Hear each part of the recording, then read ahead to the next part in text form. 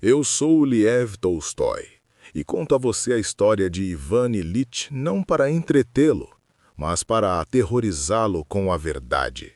A história da vida de Ivan Ilitch foi das mais simples, das mais comuns e, portanto, das mais terríveis.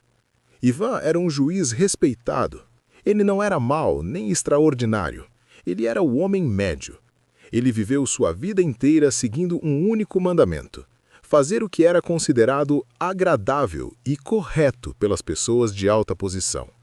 Ele se casou não por amor profundo, mas porque a sociedade aprovava a moça.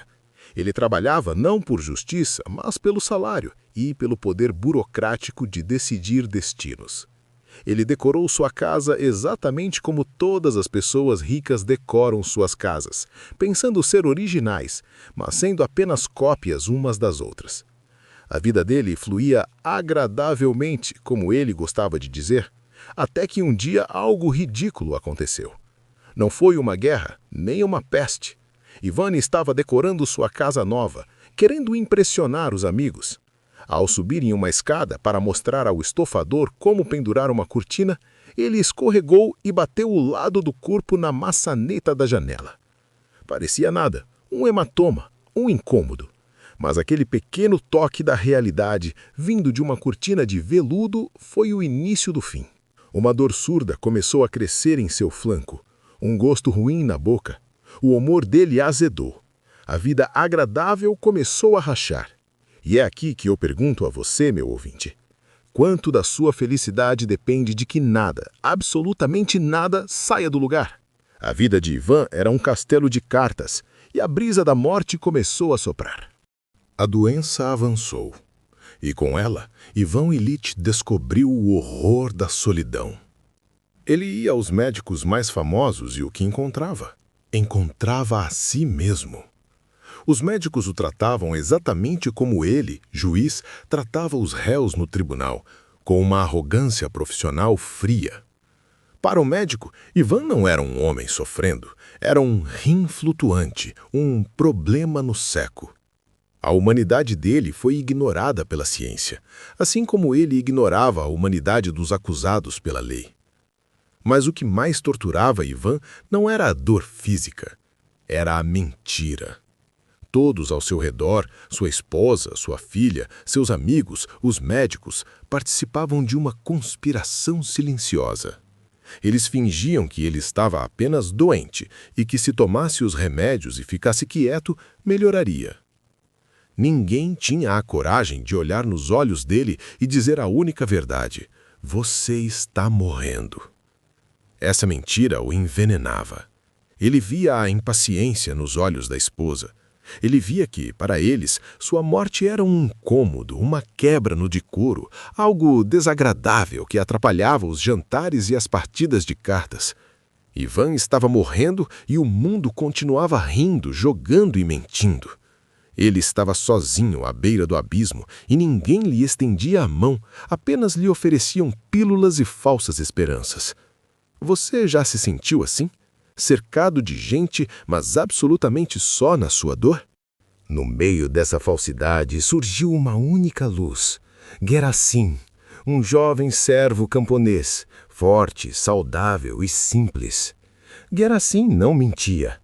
Ele sabia que o patrão estava morrendo e não tinha medo disso. Ele segurava as pernas de Ivan nos ombros por horas para aliviar a dor. Limpava a sujeira do corpo doente sem nojo, com uma compaixão pura. Gerasim dizia: todos nós vamos morrer, por que eu não me esforçaria um pouco pelo Senhor? A autenticidade daquele rapaz, que aceitava a morte como parte da natureza, contrastava com a artificialidade da vida de Ivan. E foi no contato com essa verdade que a pergunta terrível surgiu na mente do juiz. Nas longas noites de insônia, olhando para o sofá de veludo que ele escolheu e que agora parecia um instrumento de tortura, Ivan se perguntou: e se toda a minha vida tiver sido errada? No início, ele rejeitou o pensamento. Impossível, eu fiz tudo certo, segui as regras, fui respeitável. Mas a voz da alma gritava mais alto: E se o desejo de ser aprovado, de ter dinheiro, de ter a casa igual às dos outros, e se tudo isso não fosse vida, mas uma fuga da vida? Ivan percebeu que seus únicos momentos verdadeiros de felicidade foram na infância, antes de ele se tornar respeitável. Todo o resto, a carreira, o casamento, a riqueza, era poeira. Ele estava morrendo mal porque tinha vivido mal. A dor tornou-se insuportável. Ivan Ilitch gritou por 3 dias seguidos. Oh!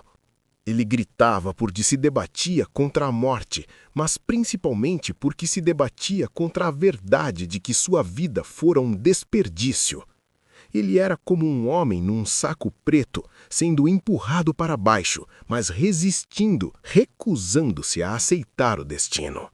No 3º dia, algo aconteceu. Seu filho, um menino ainda puro, entrou no quarto e, vendo o pai sofrer, chorou e beijou sua mão. Aquele toque de amor real quebrou a resistência de Ivan. Ele olhou para o filho e sentiu compaixão. Olhou para a esposa chorando e, em vez de ódio, sentiu pena. De repente, ele entendeu. Sim, a vida dele tinha sido errada, mas isso ainda podia ser remediado. Como? Soltando, aceitando, parando de torturar os outros e a si mesmo. No momento em que ele decidiu ter compaixão pelos vivos, o medo da morte desapareceu. Ele procurou seu velho terror, a morte, e não o encontrou. Onde está ela? Que morte? Não havia morte. Havia apenas luz. Então é isso, disse ele. Que alegria! Para os que estavam no quarto, ele morreu, mas para ele, a vida começou. Ele respirou fundo, esticou-se e morreu. A morte tinha sido vencida pela verdade. E você, meu ouvinte, vai esperar o fim para descobrir o que é verdadeiro ou vai começar a viver agora? Chegou o momento de conectar os pontos no bônus extra, o Cantinho do Saber. Minha novela não é apenas literatura, é um tratado de filosofia existencial. Eu antecipei o filósofo Martin Heidegger. Ele dizia que vivemos na inautenticidade, no falatório do eles dizem, eles fazem. Só quando confrontamos a morte de frente é que podemos viver uma vida autêntica.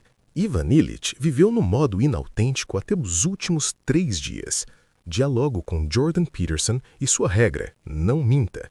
A vida de Ivan era uma mentira estrutural.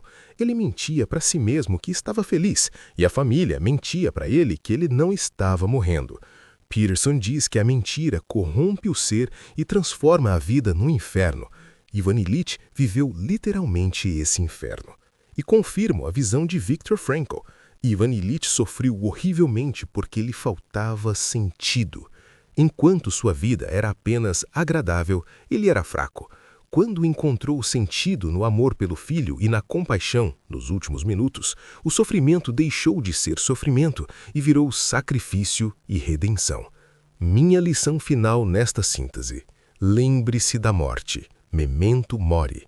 Não para ficar triste, mas para usar a morte como uma régua.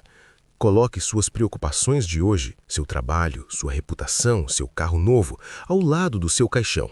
Elas importam? Se não importam lá, não deveriam importar aqui. Obrigado por me ouvir. Se esta história tocou sua alma, apoie nosso trabalho, siga o canal, curta este episódio e compartilhe com quem precisa acordar antes que seja tarde. Até a próxima.